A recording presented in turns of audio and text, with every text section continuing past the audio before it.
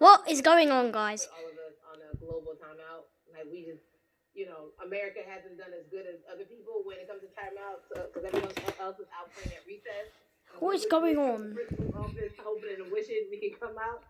But I think that if we settle into the timeout and really learn the lesson that we're supposed to learn from the season, I think we'll emerge better. We'll learn how to play well with others in more ways than one.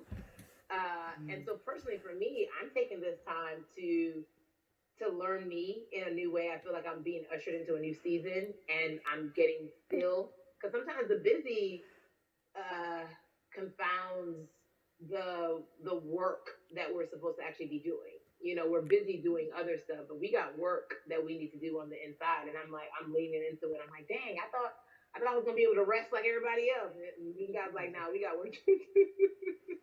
You know what? And I think that's what everybody is saying about 2020. It's demanding that we be better. And you said it's a global timeout. What do you mean by that?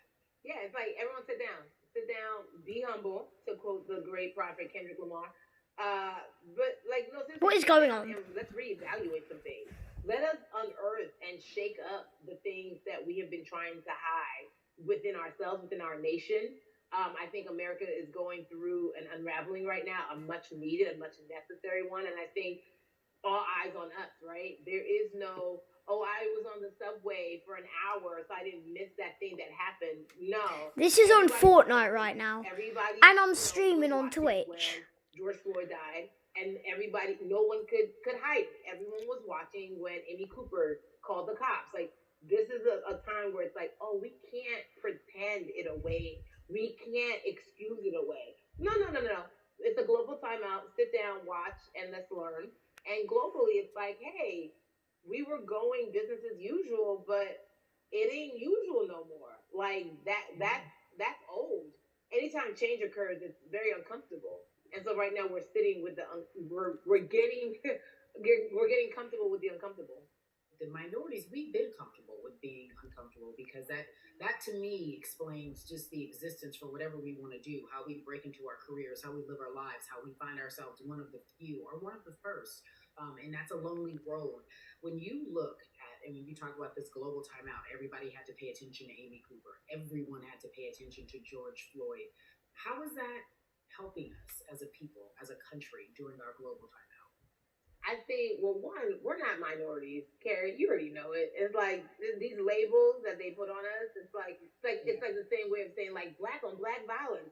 Also, there's no white on white violence. It's branding. Yeah, right. It's all branding. Yeah, you're right. It's like white people get white people every single day. So no, there is no black on black violence. And if you say black on black violence, well then let's brand white on white violence. Like I watched Investigation Discovery. Ain't too many of us.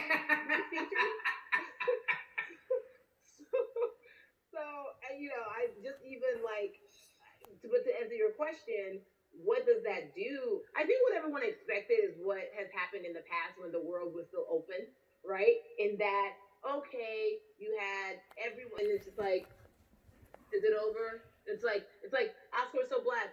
Okay, good. We get some Oscars. Are we good now? Like, are we even? And it's now it's just like, oh no.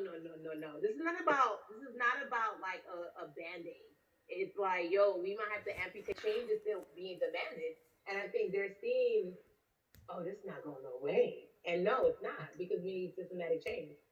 What a beautiful way to explore what is happening and describe our country. We might have to amputate the leg, but that's to save the body. That's what's happening right now. That's beautiful. And to that end, I have to ask you this. The office, it's about the local elections. It's about the mayor. It is about the district attorney, the people who have the power to bring charges against police if police brutality is an issue in your community. If you care about your school district, you can run for the school board. I ask this of you, right? Your parents are from Nigeria. You are Nigerian. You talk about that very lovingly. What does voting mean for you? I think voting is power. I remember, I became a naturalized citizen back in the 90s when, because I was still a minor, my mom naturalized, and so we were able to do it under her. And just even that power of like, we are American citizens and all the access that we have by being citizens, one of those accesses and those access to power being voting, it's a big deal. It's a big deal because not only are we do we have the opportunity to be in this country, but now we can be of the country. We can be of the systems. We can be of the rules. We can be of what it actually affords.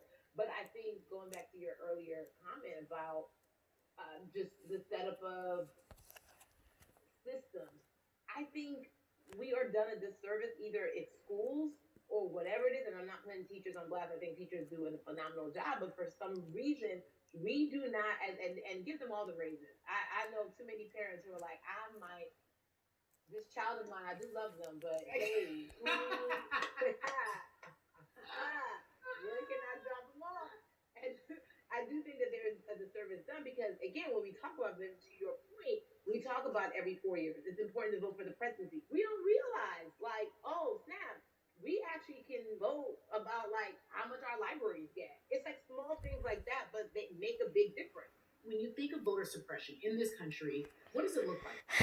The system, when we talk about voter suppression, we also talk about systematic racism, right? It's all the systems that set up. And we've normalized, okay, maybe your job will give you a half day, or maybe, you'll be able to get this luxury. It shouldn't be a luxury. It should be built into the system. It should be built into the fabric of how we vote.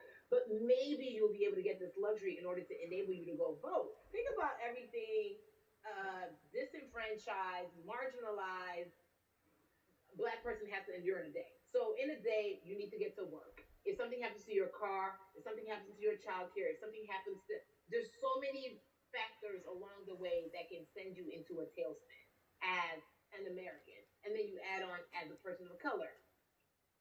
If you're just trying to get to vote and you already have to go through all of these hurdles and hoops in your everyday life, imagine the one day when your voice really is supposed to matter the most in this country, but then you also see all the times that you tried to have your voice matter, and then it's been shut down, repressed, told it doesn't matter, and then you're kind of like, what's the point? What is going on?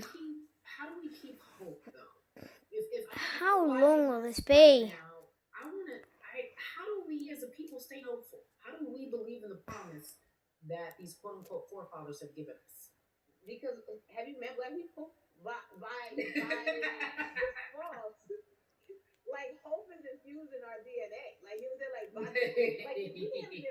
if we hadn't been broken down through slavery, through capitalism, Give it to me. colonization, through segregation. Eu acho que ela que era igual ao do outro que uma vez eu fui julgado, não lembro o que era. Tem que achar a arma, tem que fazer o quê? Eu nunca joguei isso aqui, é mesmo? Alguém me ajuda, por favor. And look at us now. We are whole. We are Black girl magic. We are Black boy joy. We are, what I think about in terms of giving us hope, right? We're making a lot of people nervous right now, Carrie. We're making a lot of people nervous right now because they're like, dang, we put all these obstacles in their way, and these jokers are resilient. But that should give us hope. That should give us hope that, like, we can't stop, we'll stop. I mean, I went to the school of Diddy, you know what I'm saying? Hashtag, Harlem shaking it right now. We can't stop, we'll stop. And I think that's our motto. We can't stop voting, and we won't stop voting. We can't stop marching, and we won't stop marching. We can't stop thriving, and we won't stop thriving.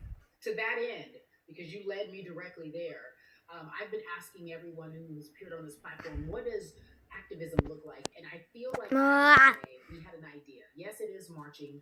Yes, it is protesting. Yes, it is speaking out against. How long will this be? Right. Guys, I'll be back when it's finished. Talk to me. Yeah. I'm back. So Atlanta has been one of the hotbeds in terms of political unrest and social injustice. We've seen so much happen in that city, and we've also seen so much come from that city, including one of our very own founding fathers. I'll be back when it's finished. Yeah, guys, I'm sure you hated that bye.